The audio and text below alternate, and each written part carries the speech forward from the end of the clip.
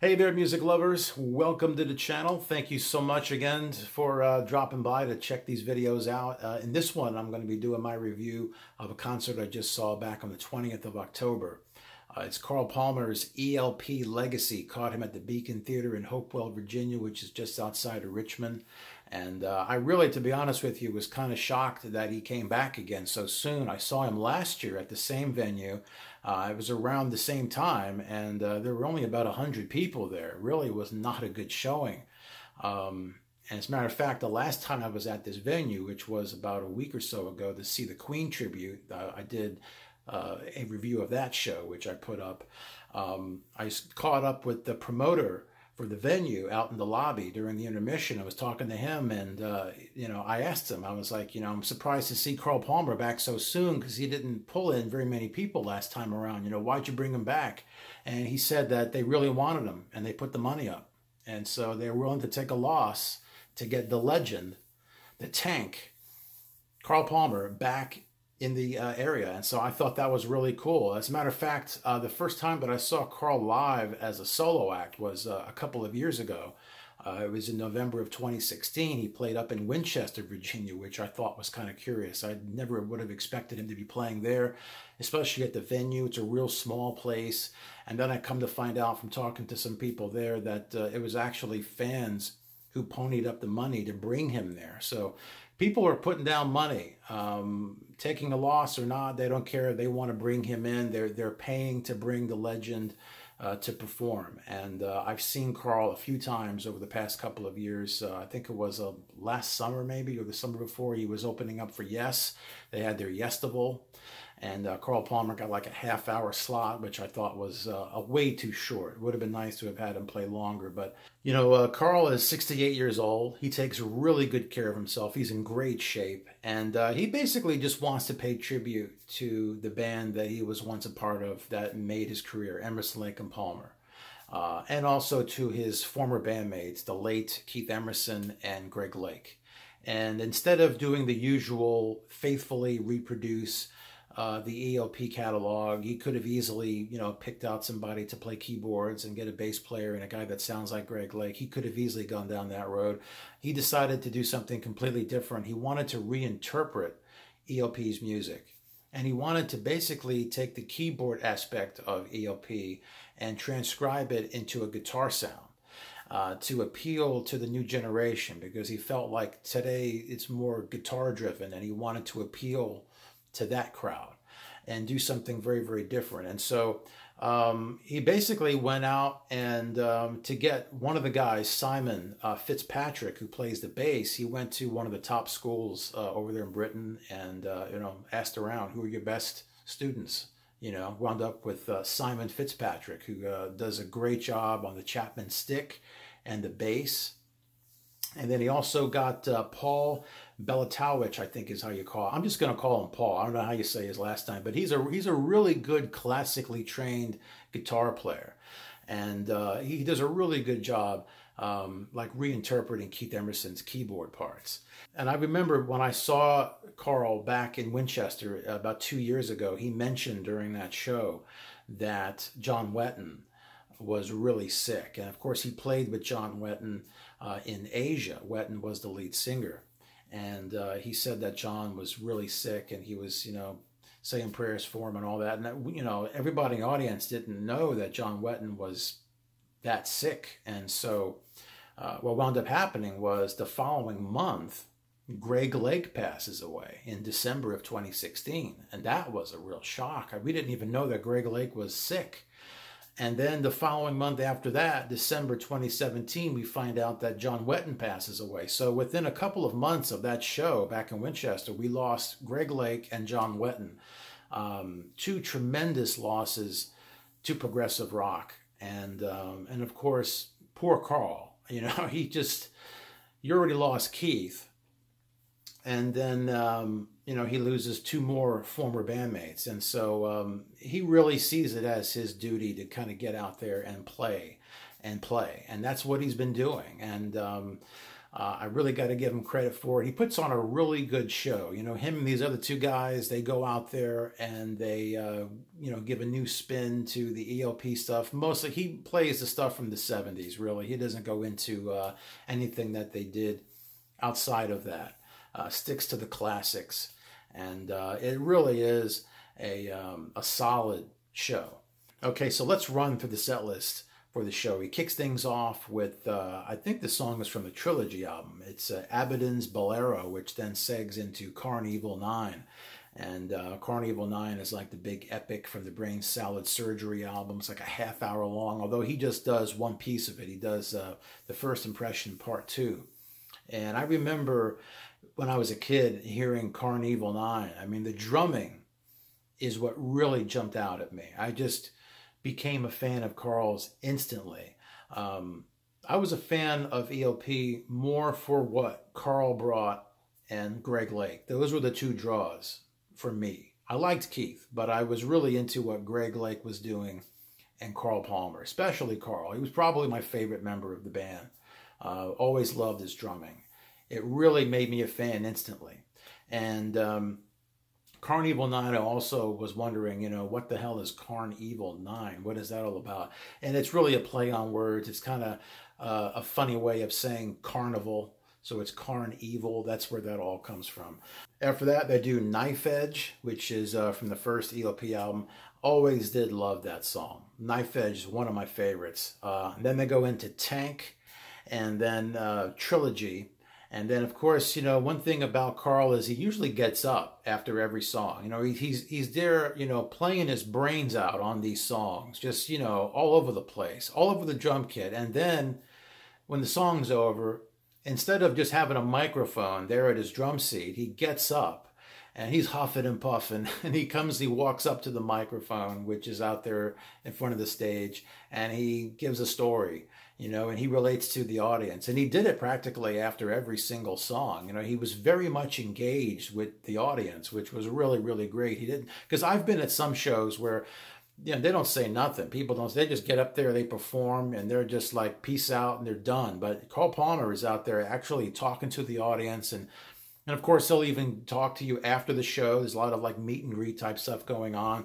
So, you know, he's very much more fan driven now than he's ever been. And so up next, you know, Carl introed 21st Century Schizoid Man, which was a real treat. I love that song. But it's not an Emerson, Lake and Palmer song. It's not even a song that Carl Palmer played drums on. It's a song that his former bandmate, Greg Lake, had a hand in writing and also sang. As a member of King Crimson. He was an original member of that band, and that was a song that was on their first album. That's what really blew them out when they first came on the scene back in 1969. And I remember, you know, 21st Century Schizoid Man it might be responsible for me getting into prog rock. I think it might have been my first real exposure to it. I remember the first time I heard 21st Century Schizoid Man, it was on the radio.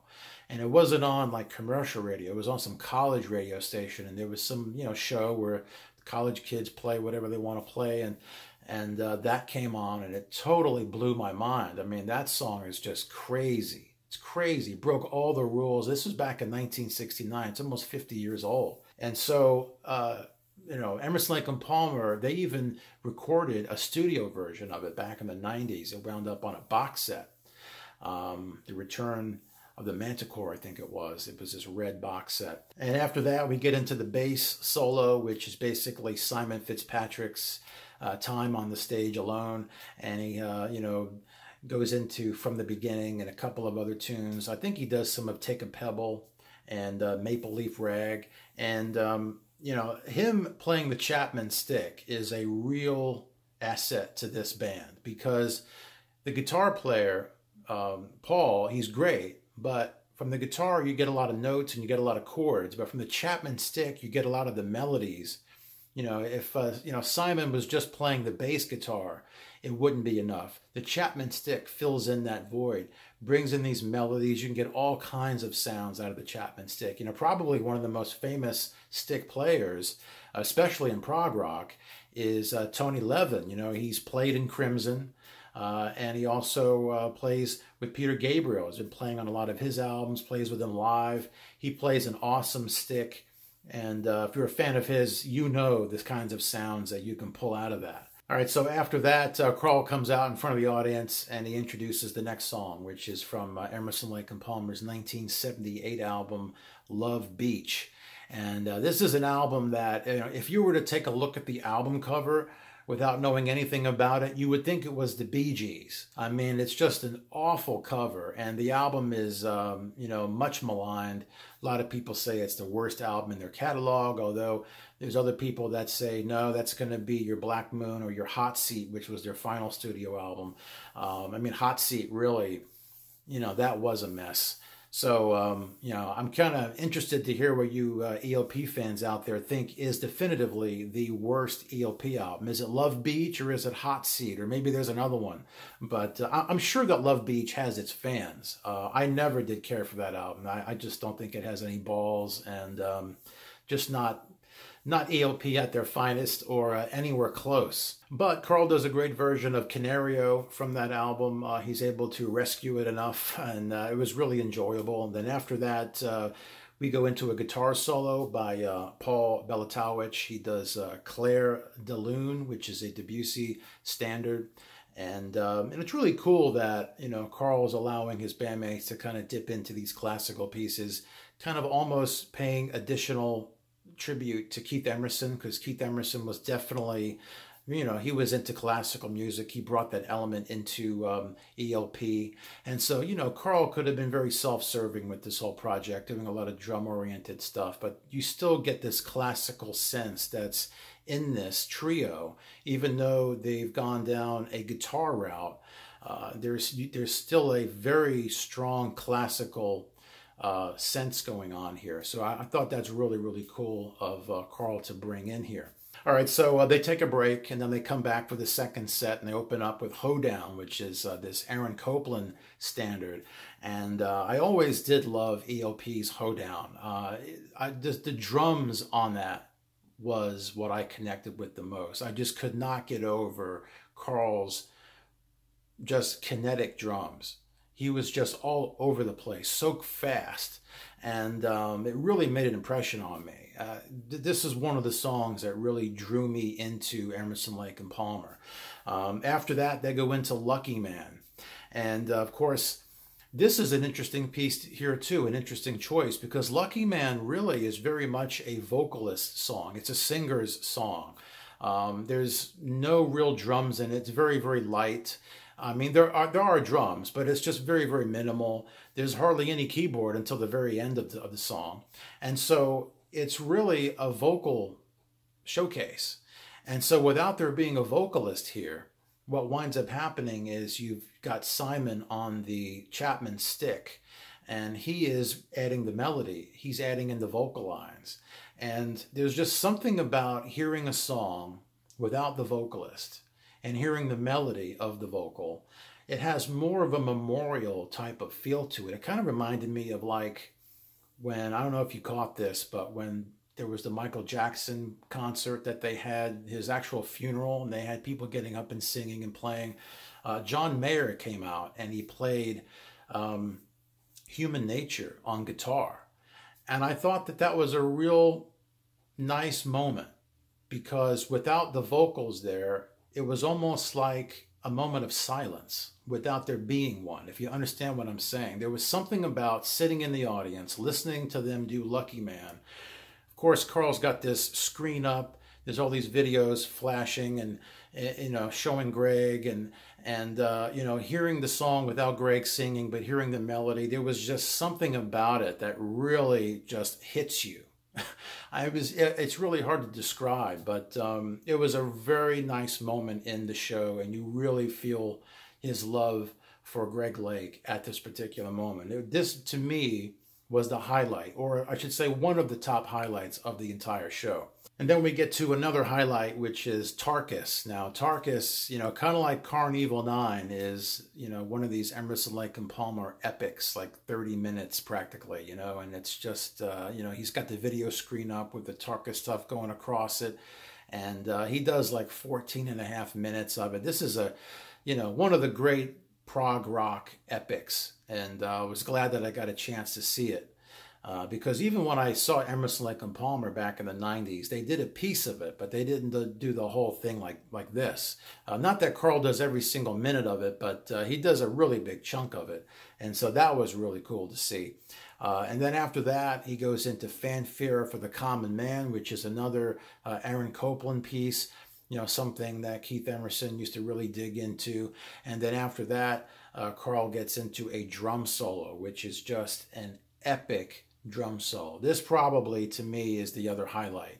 There was Lucky Man, Tarkus, and then if that didn't kill you, this drum solo finished you off, because this was just breathtaking. Carl Palmer really showed, I mean, he's doing this at the end of the show. After all the shit that he's been doing, he is just amazing to watch. I mean, we talk about super speed on the drums.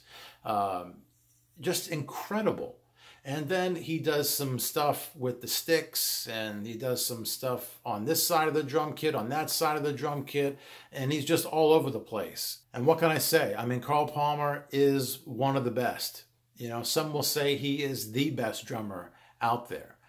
Definitely one of the best drummers, one of the biggest. You want to talk about John Bonham, you want to talk about Keith Moon, you even want to talk about Neil Peart of Rush. Carl Palmer is in that league. And he could easily be coming to your town, you know, and he could easily be coming within 10 minutes of your house. And you can get a seat right in front of this guy. You can meet him, shake his hand, talk to him. All right. This is a show that you need to go see if you are a fan of Emerson, Lake and Palmer, or if you're a drummer.